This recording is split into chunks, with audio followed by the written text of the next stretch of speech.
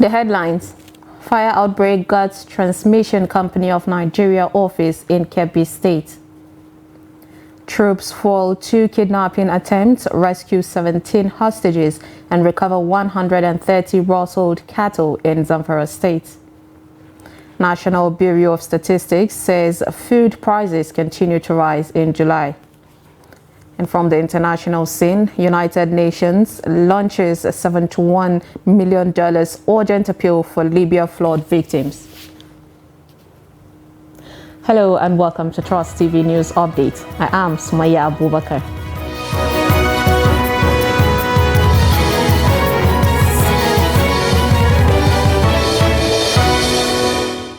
Thank you for joining us, and now the details. The Transmission Company of Nigeria, the TCN in Birnin Kebbi State, is gutted by fire. The immediate cause of the fire is not known yet. Some residents of Mechanic Village in Birnin Kebbi Metropolis, where the TCN office is located, said they only heard a loud bang followed by thick fire and smoke from a section of the electric installations. The development comes hours after fire outbreak of the Kayenji Jebba 330 kilovolt line triggered the collapse of the national grid and resulting in nationwide power outage on Thursday.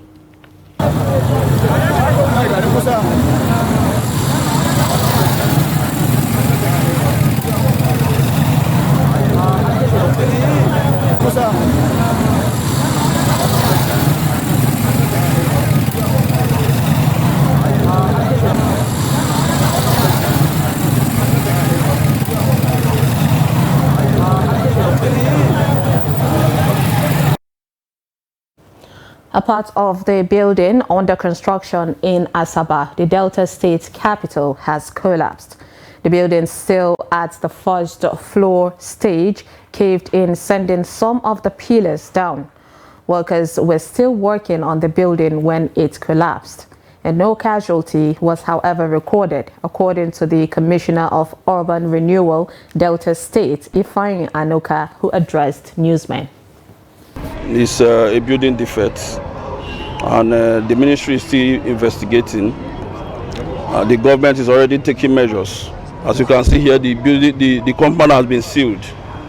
So until after our investigation, then we'll come up with what happened here. We'll come up with a report.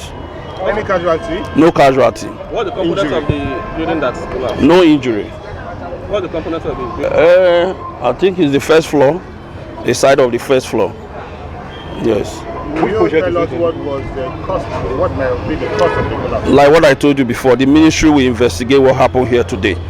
And after the investigation, we'll come up with a report of what happened here today. Troops of the Joint Task Force Northwest Operation Haderindaji have foiled 2 kidnapping attempts and rescued 17 hostages and recovered large numbers of raw-sold cattle in the ongoing operation in Zamfara State. The Operation Information Officer, Captain Yahya Ibrahim, in a statement, explained that the joint troops of Operation Haderindaji, while acting on a distress call, thwarted kidnap attempt, rescued 2 victims and the commercial vehicle carrying foodstuff in Shinkafi local government area of the state. He said in a similar vein, ground troops deployed a forward operating base for Benjigba, while on a routine patrol intercepted and rescued 3 kidnapped victims. According to him, a preliminary investigation revealed that the victims were abducted from their farmlands and held captive at Dangajeru Forest, where they successfully escaped due to the intensified clearance operation by troops within the area.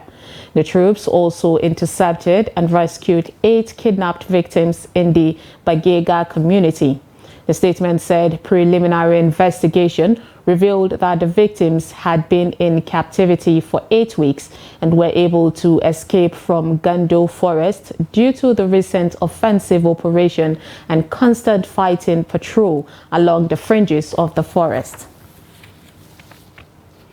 The Acting Inspector General of Police, Kayode Egbetokun, on Friday said collaborative efforts were ongoing to secure the release of 8 National Youth Service Corps, the NYSC, kidnapped in Zamfara State about 4 weeks ago. Egbetokun stated this while delivering his remarks at the meeting with strategic police managers and media briefing highlighting policies, breakthrough and achievements of the Nigerian police force in the last 5 weeks. The police boss stated that the safety and well-being of all citizens, particularly young NYSC members, remain of utmost importance to the force. The Abia State Governor, Alex Otti, has condemned the assassination of a Labour Party chieftain, Zachary Maduka, in the Uturu area of Isui Okuta Okwatu local government area of the state, directing security agencies to find the perpetrators. In a statement by the special advisor to the governor on media and publicity, Ferdinand Ekeoma, on Friday, Otti described the gruesome murder of Zachary as insane, barbaric, and vicious. The community leader, also known as Power Zach, was murdered by yet-to-be-identified assailants who ran away with his head on Thursday.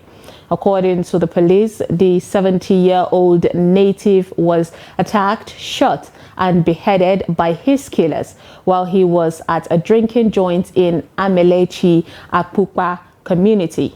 Governor Otti called on security services to mobilize and ensure that everyone engaged in the act be brought to justice and made to pay a heavy price for their action. However, the police, in its statement on Thursday, noted that a joint team, which included army personnel, was swiftly dispatched to the scene, adding that investigations were ongoing. The police recovered Maduka's lifeless body, which was evacuated and deposited at Maris Mortuary, Uturu. Parents of Al-Amin Abubakar, a Part 1 student, Department of Architecture Technology, Hassan Usman Katsina Polytechnic, are demanding justice from the relevant authorities over the death of their son, hit by a vehicle after school. A pickup vehicle belonging to civilian JTF is allegedly involved in the accident that led to the untimely death of the 24-year-old student. Abdullahi Yamadi has the rest of the story. The 24-year-old Al-Amin was on his way home from school when a white Hilux van with a hidden number plate on high speed hit the commercial tricycle he boarded. This forcefully pushed the tricycle off the road and Al-Amin died on the spot. Al-Amin's corpse and 2 passengers who sustained injuries were rushed to Katsina General Hospital by the occupants of the Hilux vehicle with the help of some Samaritans. The occupants of the vehicle disappeared afterwards. We pray that the Almighty Allah listen to Jannatul Firdaus and give the parent fortitude to bear this irreparable loss. On behalf of NTA Katsina and NTA family here in Katsina State, we are condoling the family of Alhaji Muhammad Abubakar, Zonal Director of Medugu Network Center. I'm here to share a very sorrow event for the death of our child. May his soul rest in perfect peace.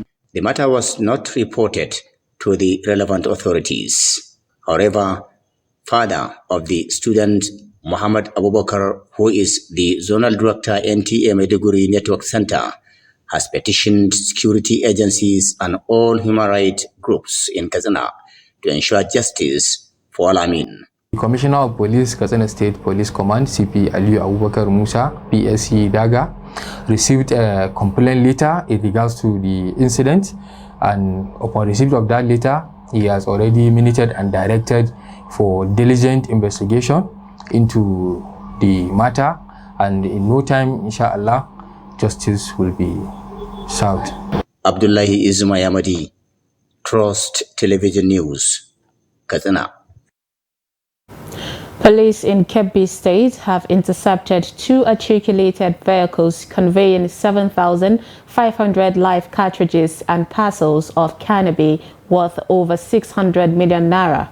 One of the trucks was coming from Ghana through Togo and Benin Republic to Nigeria, while the second vehicle took off from Benin Republic to Nigeria, beating different security checkpoints. Briefing journalists on the development, the spokesperson of the command, SP Nafiu Abubakar, described the arrest as huge. He said that on September 10th, a police border patrol team of Saransa Maje Road, Bagudo local government area intercepted a container truck conveying 4,927 parcels suspected to be Indian hemp valued at over 300 million naira. Abubakar said 3 suspects, Emmanuel Chukuma from Abia State, Kanta Bisa from Ghana, and Shola Adeyemi from Ondo State, were arrested while others escaped.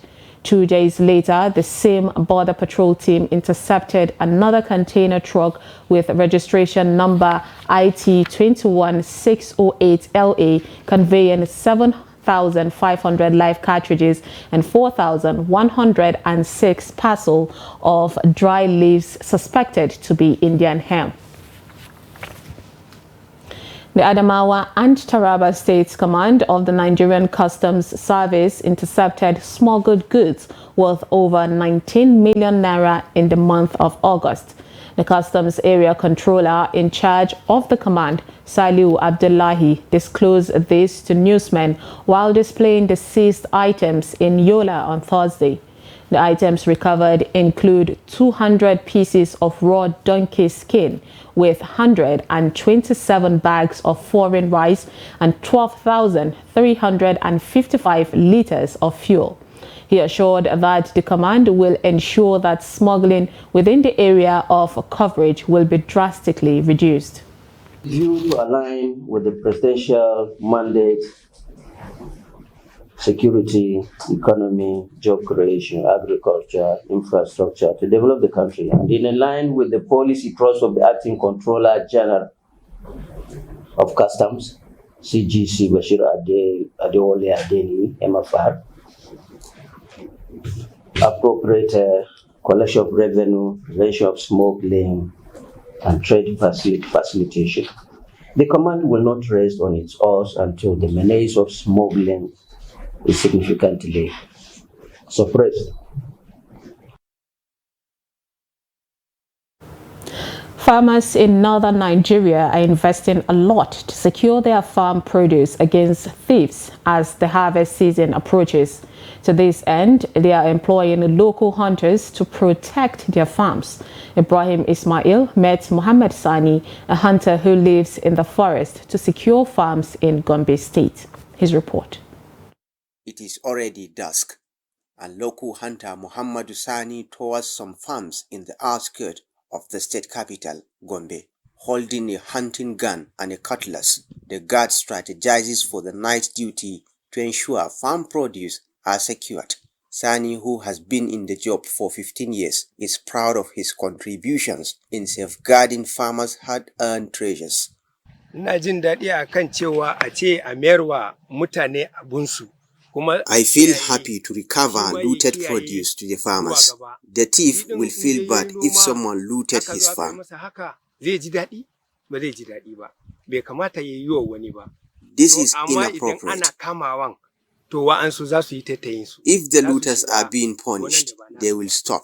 The local guard, who shares experience of his encounters with farm looters, defies all obstacles involved as he remains determined to deliver results. Akwai wata rana da nazo gonan, shi bai san ina gonan ba.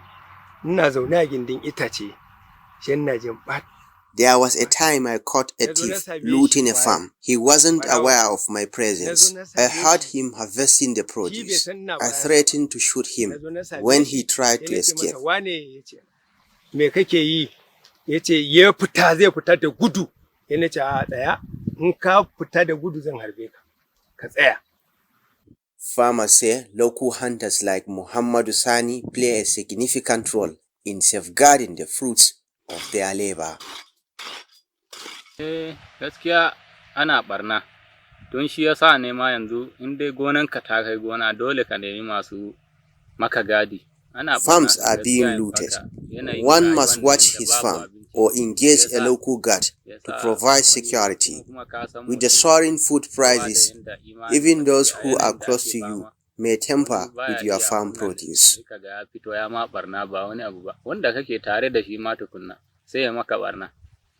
Sani believed that hunters will assist security agencies in securing the country if given the necessary support by the government. We want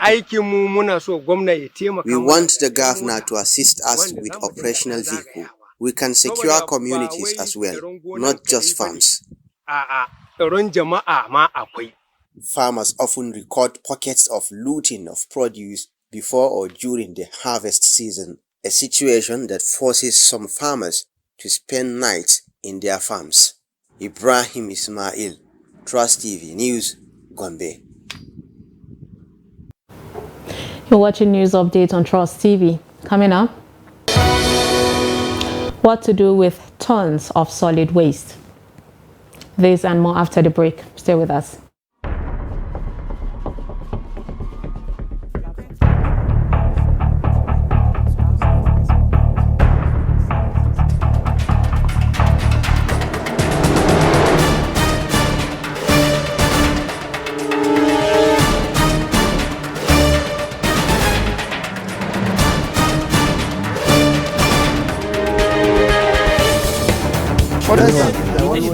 That's great.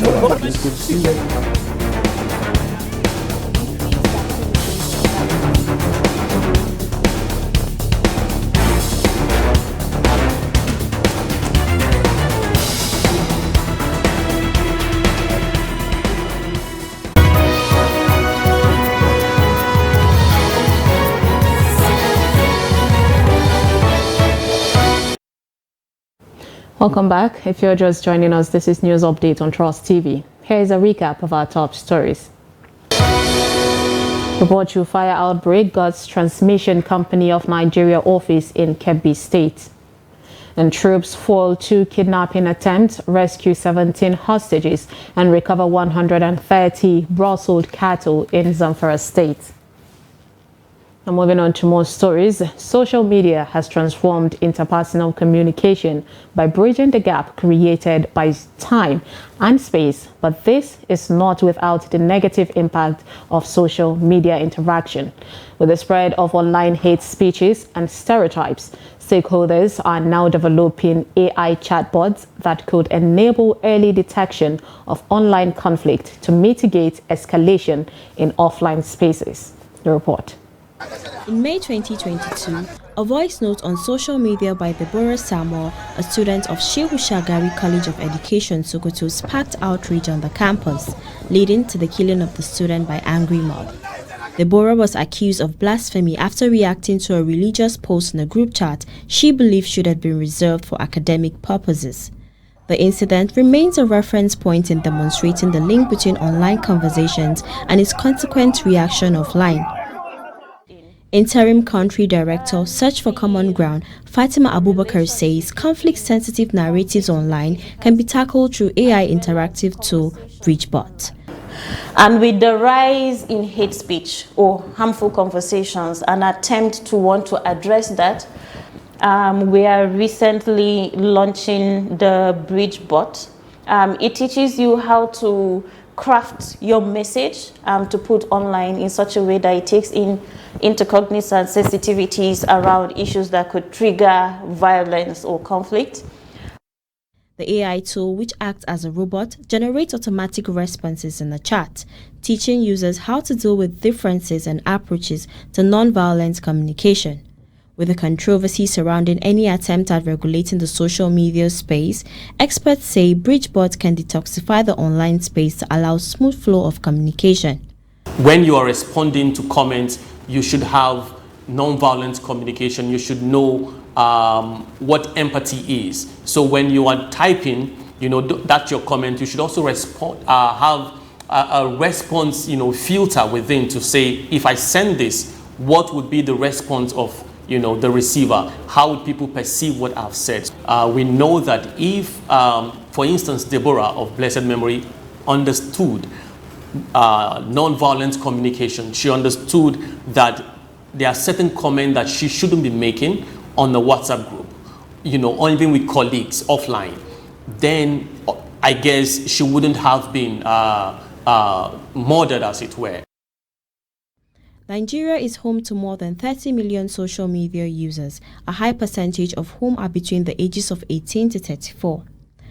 While it is evident that the influence of technology on social interaction has come to stay, artificial intelligence now offers an opportunity to learn better communication skills with little effort. According to the Yale Center for Environmental Law and Policy, Nigeria is among 30 out of the 180 countries with the worst waste management practice in the world. With a score of 12.7 out of 100, Nigeria performed way below average compared to the neighbors in sub-Saharan Africa like the Seychelles and Equatorial Guinea, which scored 69 and 63 respectively. In this report, Noel Sampson speaks to some environmental activists on the way forward for Nigeria's waste management system. Take a look. Nigeria produces an estimated 32 million tons of solid waste per year, with only about 20 to 30% of it being collected and managed correctly. The remainder of the waste is either dumped in unauthorized places or burned, contributing to pollution and health risks. Hence the need for a proper waste management system in the country. The government must try as much as possible to make sure that they carry the civil society organization, they carry them along, the religious body. Nowadays, we tend to believe our religious leader more than anybody. You understand? So religious body too should be carried along in implementing most of the government policies regarding to environmental policies. We're trying to raise awareness for climate change, trying to make people to understand the risk of especially plastic waste in the environment and how it can become a problem in the future. And also we're trying to shed light on climate finance and also losses here. So basically it's about plastic waste, raising awareness about waste management generally. The issue of waste management in Nigeria is, like you said, is a two-pronged issue. It's for the government and also for the people. So on the part of the government, I think enforcing policies, because we seem to have a lot of policies in Nigeria that are not enforced. So if we have policies that can be enforced so that the normal people, the masses, understand the implication of not following certain processes, that will help us a lot. And then on the part of the masses also, we need to really change our behavior and attitude towards waste handling.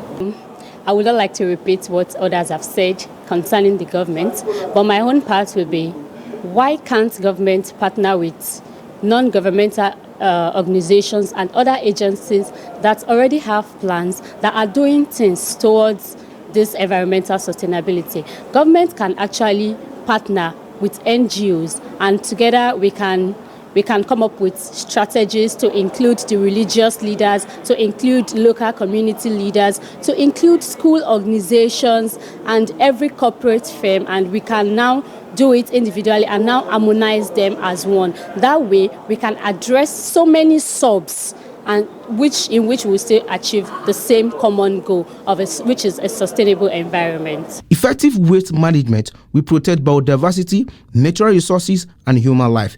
It will also have a positive economic impact as more jobs will be created as a result of running an effective waste management. Noel Sampson, Trust TV News, Abuja. In business, the National Bureau of Statistics, the NBS, says prices of food items such as beef, tomatoes, beans, and yams witnessed increases in July. It made the declaration in its Selected Food Prices Watch report for July 2023, issued in Abuja on Friday. The report stated that the average price of 1 kg of boneless beef increased by 30.17% from 2,118.84 naira recorded in July 2022 to 2,758.13 naira in July 2023. While the average price of the, I beg your pardon on that one, The report stated that the average price of 1 kg of tomato on a year-on-year basis rose by 24.88% from 446.81 naira in July 2022 to 557.96 naira in July 2023. Now from the international scene, the United Nations is urgently seeking more than $71 million to assist those most in need after deadly flash flood swept Libya over the weekend. The hurricane strength storm Daniel slammed into Libya on September 10th, killing at least 4,000 people, with 1,000 more still missing. In a flash appeal on Thursday, the United Nations Humanitarian Agency, the UCAHA, said it expects the toll to rise. The city of Derna, one of the hardest hit locations, was reduced to a wasteland after 2 upstream dams burst on Sunday. OCHA said estimates suggest that 30% of the city may have disappeared, and with most roads collapsed, local authorities are calling for a sea corridor to be established for relief and evacuation. The entire seaside town of Sose, meanwhile, remains submerged. On Wednesday, the UN OCHA head Martin Griffiths had announced an immediate emergency fund of $10 million. The United States, European Union, Turkey, United Arab Emirates, and several other countries have also already sent or pledged aid, while foreign rescue teams have been deployed to search for survivors and recover bodies. And finally, in sports, the Rivers United captain Nima Nwagwa has called on football-loving fans to pray for the team's victory in their CAF Confederation Cup clash against Etoile Filante of Burkina Faso. The Pride of Rivers will lock horns with the Burkinabes at the Stade Municipal Yamoussoukro on Sunday. Nwagwa said the players are fully ready for the encounter, but urged the fans to continue to pray for their victory in Côte d'Ivoire. And with that, we wrap up news update on Trust TV. Do not forget to follow us across all our social media platforms, and you can join our YouTube Live for more news, programs, and documentaries. I am Sumaya Abubakar. Thanks for watching.